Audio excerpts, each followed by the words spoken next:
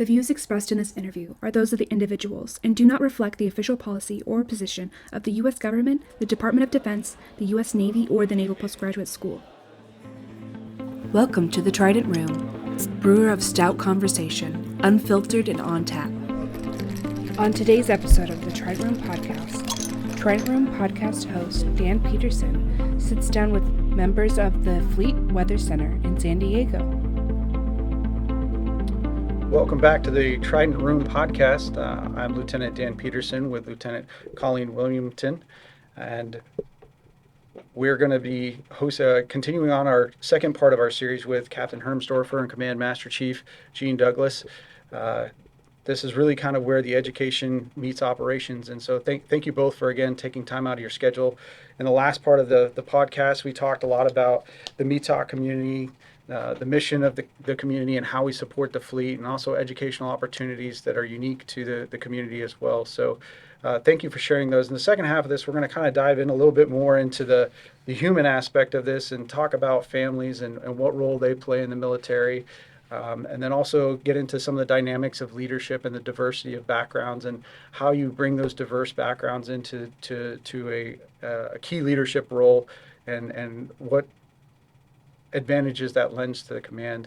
And lastly, we'll kind of touch on some of the advice that you might be able to impart through your years of service to some of the younger service members or people who are interested in joining the military. So thanks again for taking time out of your schedule. Happy to do it. Mm-hmm. We know that balancing career and personal life can be challenging, and post-COVID, we've seen a lot of those challenges arise and be vocalized from even our most junior sailors. How have you managed to maintain a healthy work-life balance throughout your careers? Yeah, it's hard. Let me just say that. It's hard. And I would say that in any given day, I am out of balance. But hopefully over the course of a tour and of a career, it does balance out, right? So I often say, I'm married. My husband is a lawyer for the VA, and we have a 2.5-year-old little girl. And I would say that on any given day, right, I can't be both the best CO that I want to be and the best mom that I want to be and the best wife that I want to be and the best daughter of aging parents that I want to be, you name it, right? Like the best dog owner that I want to be.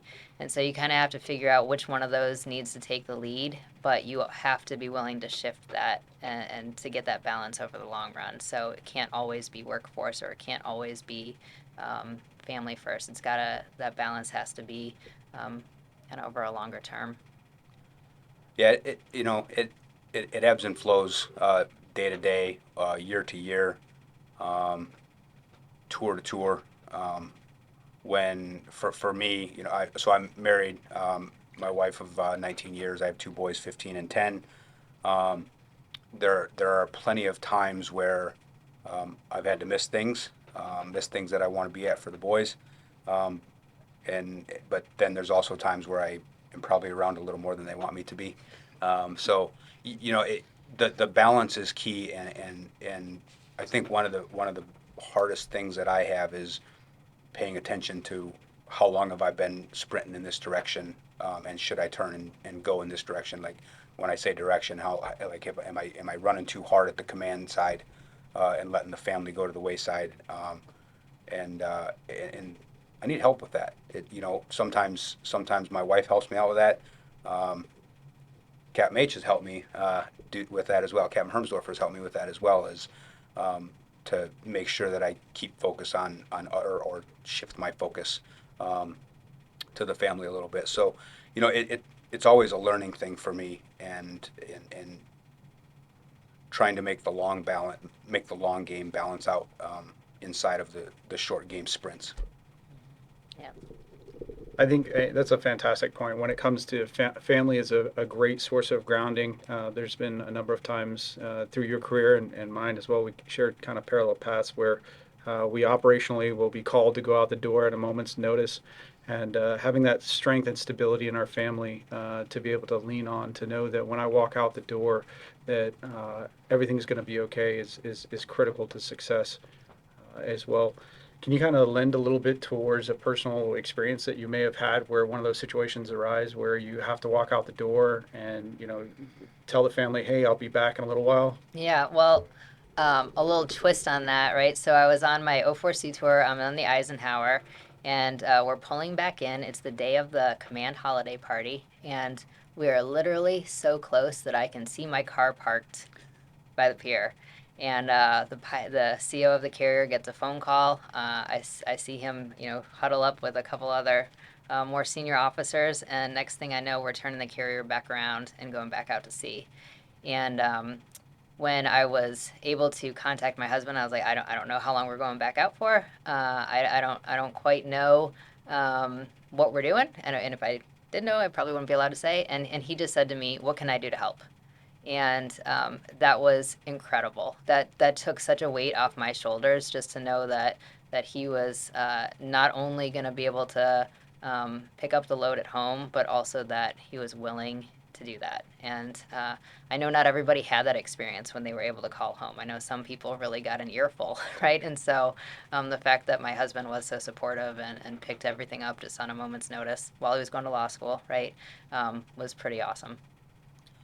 Yeah, family support is key. This life is difficult, military life, and not just for the military member. I think it probably in some cases is harder for our spouses, who sometimes are military, sometimes are civilian, but the support. If you don't have that support, it's hard to do this job. I Yeah. think that's a critical part about this, and I think the military is great at creating a unique environment where family is not just in terms of your immediate family, but also your shipmates that you have left and right. And I know that there's been a number of times I was out doing some operational stuff, and I get a phone call that my wife's been taken to the ER, and she had to have a emergency appendectomy. And there was no time for me to get back to be able to do anything. But our friends who were out in Hawaii with us at the time called me up and said, "Hey, we've got this. My son was 18 months old, and so they took care of him and my wife." So there's a lot of strength, I think, that comes from the family as the military speaks as well. That's a great point. Yeah, absolutely. That's one thing that I tell sailors all the time, is that you start this career in the military, and you have friends, and they quickly grow into family. 6 years ago, I went home. I went back to Minnesota for a high school reunion, and when I was there, I saw all my friends from high school, and I saw them with their kids, and their kids seeing grandma and grandpa, every day, every week, aunts and uncles, cousins. They have interactions with them often, and I was like, man, my kids, they see their aunts and uncles once a year, maybe, if they're lucky. Grandma and grandpa maybe twice, cousins once a year. And after thinking about that for a while, my kids have aunts and uncles around the world, because I have family, brothers, sisters, that aren't blood, but will, at the drop of a dime, drop whatever they are doing to help out my kids, our kids. So the longer you do this, it really becomes more than a career, and it's kind of fun doing this with family. I think that's a great point because there's a lot of times where as service members we may miss an anniversary or maybe a Christmas or something along those lines. How has being in the military, how do you manage that when you're operationally deployed and you're not at home to celebrate those things? How in the military do you guys kind of overcome those challenges personally? Sometimes sometimes you just miss it, and it kind of is what it is. But other times, I've come home from deployment in March and the Christmas tree's still up, and we open Christmas presents. So sometimes you miss it completely, and sometimes you just celebrate later or early. I call those holiday extenders. Yeah. I think as members of the military as well, when we're out as a cohesive unit, we don't often forget the holidays. It's just celebrated a little differently with a little different family flavor to it as well. Absolutely. Yeah, and we at the command level, we try to really think about that as we come into different holiday seasons and making something special happen at the command. Yeah. Because maybe, you're not deployed, but you're not able to get back home. So it may be the first time that you're spending Thanksgiving without your family. So doing something special at the command that commemorates the holiday, brings people together, that's really important. And that starts what Master Chief was talking about of developing those friendships that turn into family over the long run. Yeah, and with those, command and community families that we build, we all have very diverse backgrounds. So like having a sailor who has never celebrated a birthday without their mom, and having key programs like the ombudsman, or other branches have the key spouse, that get involved, and so we help know our people. How has that, for as parents yourselves, a lot of our sailors who are entering in now could, they're our children's age, and how do you prepare and observe and get to know your sailors with that parental aspect in your mind? We do check-ins with every single new sailor, JO, chief, anybody, new civilian, anybody who comes to the command. And so that's an opportunity. We each take 30 minutes out of our day for each new person to sit down and get to know them. Like find out who's in their family, where are they from, what brought them. I love to ask them, to your point about diversity, I like to ask them, like, what path brought you to this table? Because that's so fun for me to be like, this little tiny table and the breadth of people that have sat here, right? And the different ways that you get here is just really fun to tease out and then to make those connections. But I think that it starts with that, right? So getting to know them just on a personal level and starting to then over time find out more about what makes them tick. So making a safe condition where they can feel vulnerable and let you know what they need help with, or let you know when they've had a real success in their life that they want to celebrate. So it takes time, but I would say that initial sit down that Master Chief and I really try to prioritize, I think that's step one.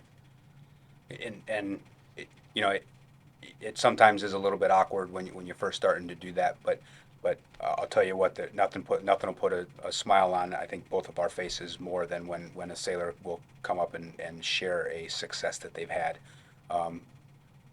At work is pretty cool, but even a personal success that they've had is for me, I think, better. Just knowing that they're comfortable enough to share a personal experience in the workplace, or a personal success in the workplace with us. And as leaders and understanding kind of the diversity and background, how does that shape the way that you approach sailors and in the leadership roles that you have, is coming from their various different backgrounds? How do you formulate that into leadership that helps support them as sailors? So it takes practice, and it's taken some failures along the way on how to approach things. But one of the things that I think that we need to remember is just that everybody's different. People tick differently. People take good news, bad news differently, and how for both of us as senior members in the Navy and in our command, things that how we react to something could very well change how a sailor sees the Navy in general. So. I learned a term recently, psychological safety, where it's to make sure that a sailor feels comfortable to be able to talk with us or any person in their leadership without fear of blowing up, having a large reaction to bad news. So I think keeping that in mind and making sure that. I've had quite a few chiefs come into my office and say, I got bad news, and then they tell me, and I'm like, that's not too bad, we can deal with that. And they're like, wow, I really expected a larger reaction or a bigger reaction to that. And I've learned with age that the size of the reaction isn't going to help solve the problem. So trying to keep it calm for them helps get through and fix a bad issue. easier. Yeah, those are great points.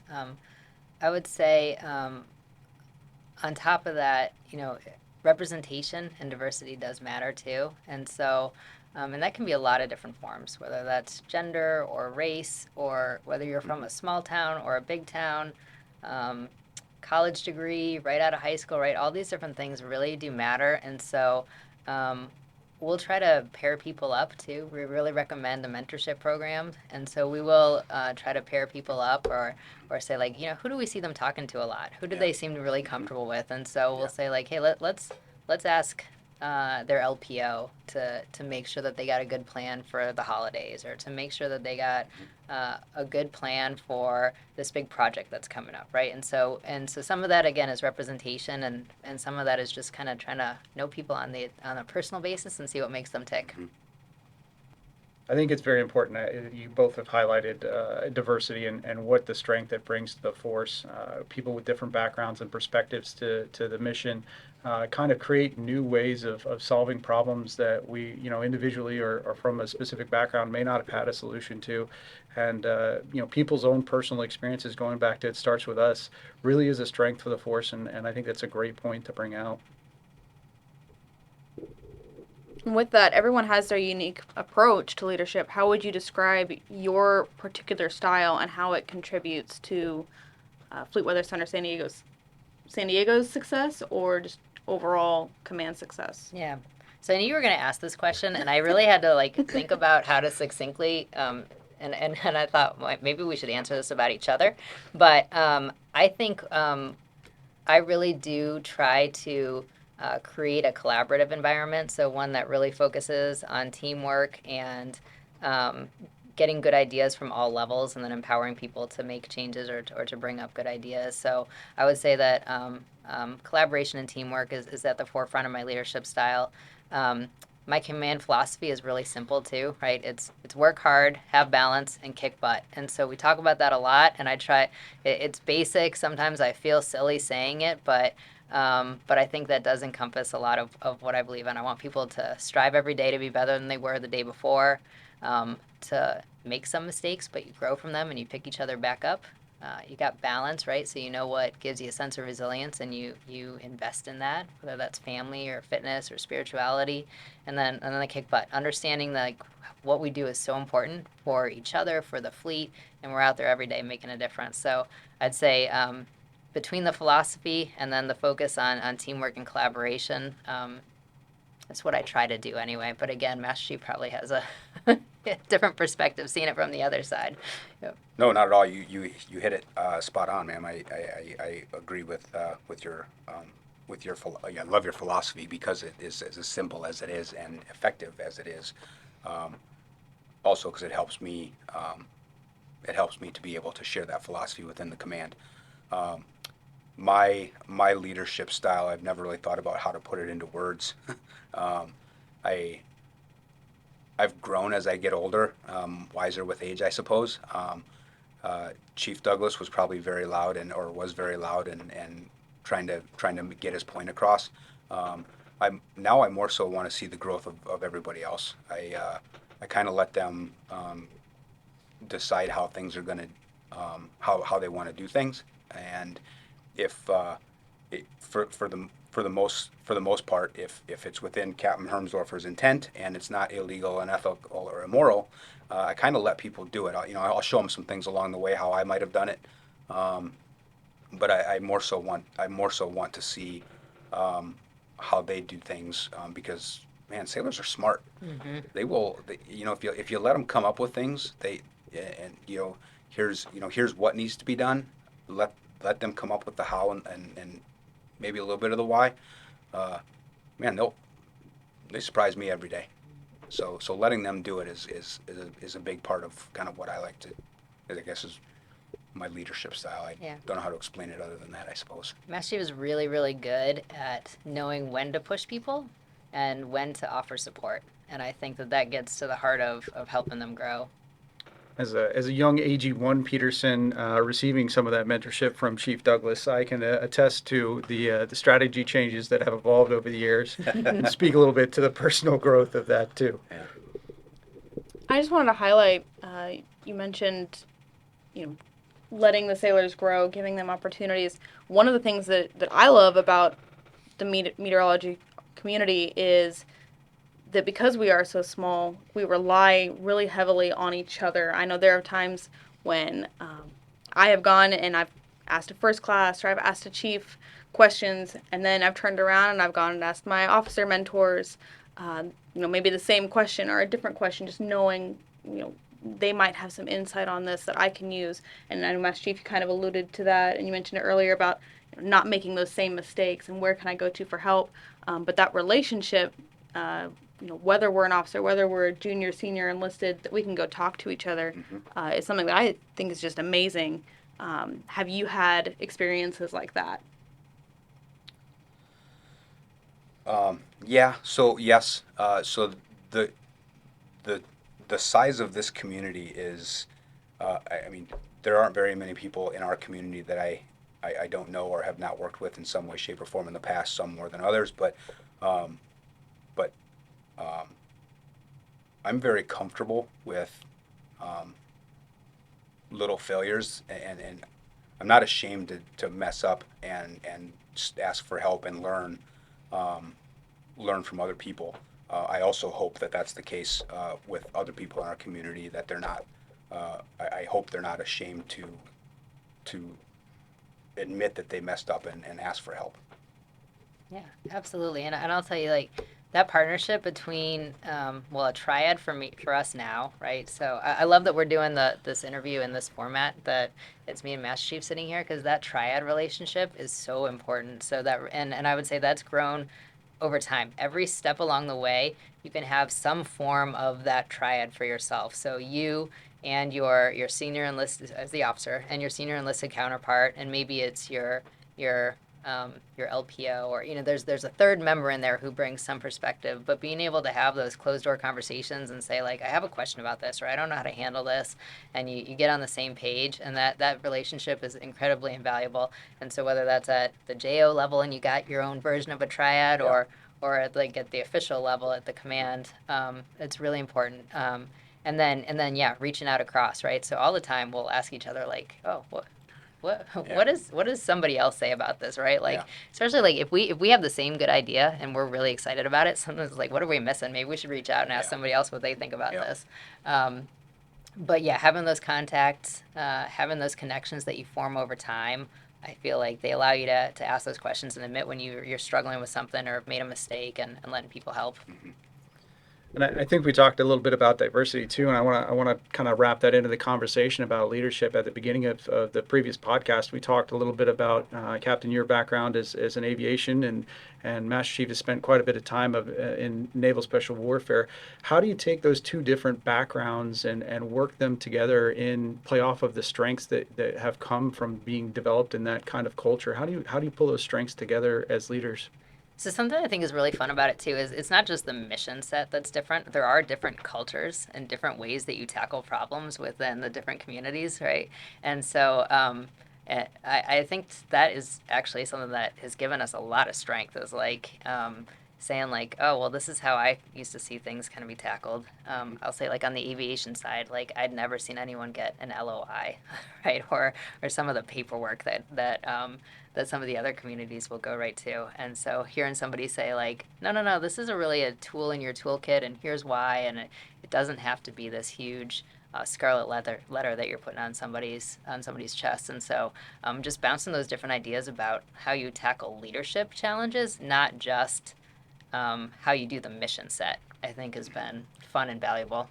Yeah, absolutely. I think, learning from Captain Hermsdorfer and the strengths in her leadership styles from a lot of her experiences are things that I haven't had. As an aviator, her time on the ship. I will baffle all your minds right now. I haven't been on a ship, deployed on a ship since 2003. So she brings a lot of those experiences that I do not have. When we talk about challenges and things within the command, I look at it from sometimes a carrying a hammer perspective. just because in a lot of time in the NSW community, a lot of times the harder voice or the harder decision becomes the easier decision. So and I tend to take a more straight line, or maybe sometimes consider the easier line to get something complete, and just having a sounding board and with Captain Hermsdorfer and even with Commander Marino as the XO, having different perspectives I think helps us ultimately lead the command in the best direction overall. Yeah. Big shout out to the XO who's not here. He's holding down the fort back down in San Diego. So, I mean, that just speaks volumes to itself of the communication and strength that you guys have as a triad. You guys are up here and doing a change of command, and he's down there holding the fort. So I know we would have loved to have been on this as well. I think you also bring up the A to B kind of mentality, and I think a lot of us get wrapped up in the shortest distance to the answer, which isn't always the most effective way to get to the answer. And I think that's great that you are able to balance that out as leadership. Ma'am, you mentioned issuing a letter of instruction and making those difficult decisions. How have you, as those have come up in your careers, approached that problem and used your leadership style to go through the process? Yeah. So I talked about collaboration being something that I'm big on. So when we know that we've got a difficult conversation that we have to have with someone, whether it's an officer or an enlisted member or civilian, a lot of times we'll have a closer conversation with a triad and we'll say, like, what's our goal for this? What are the points that we need to make and what's our goal? So that we can stay focused on that, have the person come in, have a meaningful conversation, help lead them in a direction that they're going to grow. But that collaboration of, like, what do we want to get out of this and how do we shape that conversation is especially when you've got something that you're having to do a letter of instruction or a mass, like a non-judicial punishment. So we really do take a step back and as a team talk about the why. And also, we make sure when we're having that conversation is everything is, every situation is differently. So you can't always, it's not always the same outcome. But one of the things that we do, I think we do a good job at is if in a similar situation, would we handle it similarly with another sailor in that same situation? Because that's important, is the fairness piece of it. Mm-hmm. So as leaders, what are some of the challenges that you have faced and decisions that you've had to make that kind of have shaped or affected you as leaders in your positions? There are a lot. I mean, there really are a lot. So any ADSEP that I've ever had to do, anytime you have to separate someone from the service, that there's a huge weight that goes along with that, especially because that they've just changed the trajectory of their life, and it's sad to kind of see them have to close the door on some opportunities that would have otherwise been there. So there's a lot of weight involved in that. I'd say other challenging decisions that you have to make, like if you're deciding you've got a team that you have to fill, and everybody's got something different going on in their life, right? Like maybe somebody's spouse is they're expecting their first child, and somebody else their parent is ill, and somebody else has a financial situation that they're dealing with, right? And trying to figure out okay, but we still have a mission to get done, so who can we pick out of this group, and how do we support them once we make that decision? Yeah, that's one of the hardest parts is to remember, while we have a mission to maintain, is also the human side of every decision, or somebody is being affected in some way, shape, or form. And one of the things that I think keeps us successful is giving the why. Sometimes, when a decision is made to use this person by somebody else is why, and what is the goal, the end goal in completing the mission, while making sure we have the right sailor, and maybe even the less impact, because sometimes you're not going to get somebody to fulfill that part of the mission. There's going to be some impact, but how do we do it with the least amount of impact to a sailor's personal situation. I think, families are a critical part of leadership as well, because, we all have bad days where we have to make decisions that we wouldn't want to under ideal situations. And going home and carrying the burden of those decisions, our families are a great strength of again, grounding us back to being able to execute the mission and remember the purpose and what we're here to do, and understand that decisions that are made are for the overall good of the mission and also for those individual sailors along the way. You mentioned previously, ma'am, about your command vision. So what are some of the command goals or priorities that you have in the upcoming year? Well, some of them are nuts and bolts, and some are a little more philosophical. But nuts and bolts, we're renovating our watch floor, and so getting the team back on the watch floor, I think that's huge, right? And giving them a space that is world class to do their world class mission. So that one is a little bit more of just some project management, and then a little bit more philosophically.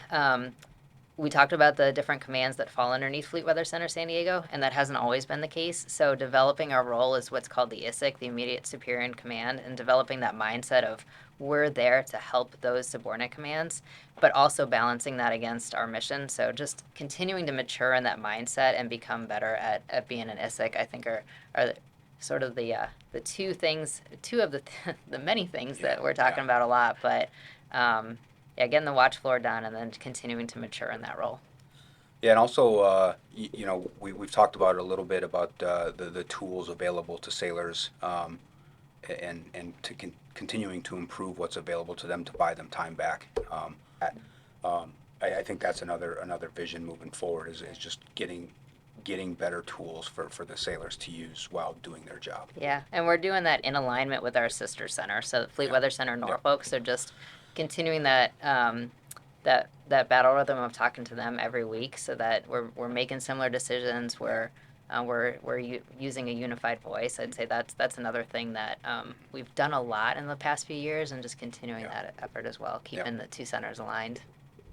I think you hit a amazing point with that, Master Chief, as well, with the integration of technology, and a lot of the new people into the military are bringing a lot of creativity and a lot of experience with different capabilities, especially with artificial intelligence, and they have a lot of unique perspectives on how to improve our capabilities at mission. So, again, they're really the key to the success in a lot of what we face.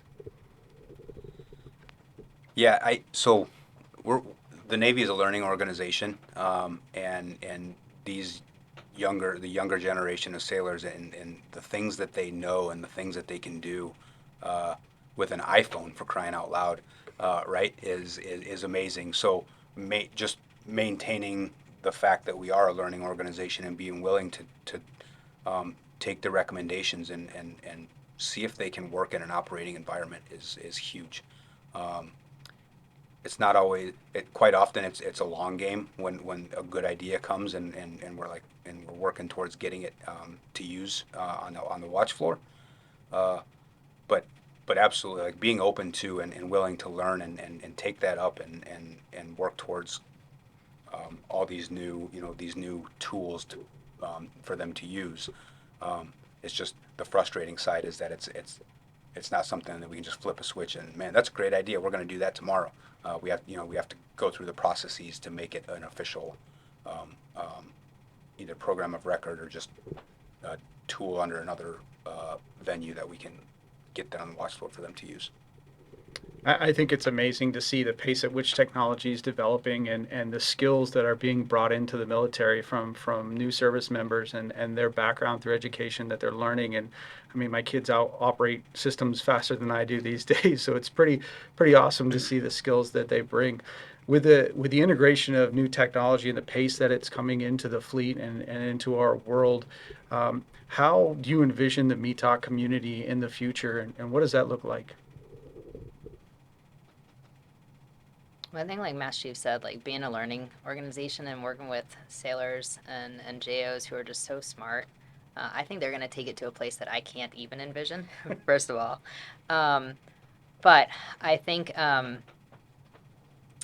what I would love to see is again, a tool set that is the same whether you're at sea or ashore, so that once you get really good at using it, then you get to use your craft, use your expertise, and just continue to use it better and better and get more capability out of it. So that's a direction that I'd like to see, is that we're moving in a direction where we've got a world-class suite of tools, but they're the same whether you are forecasting at a fleet weather center or out on one of the amphibs or carriers.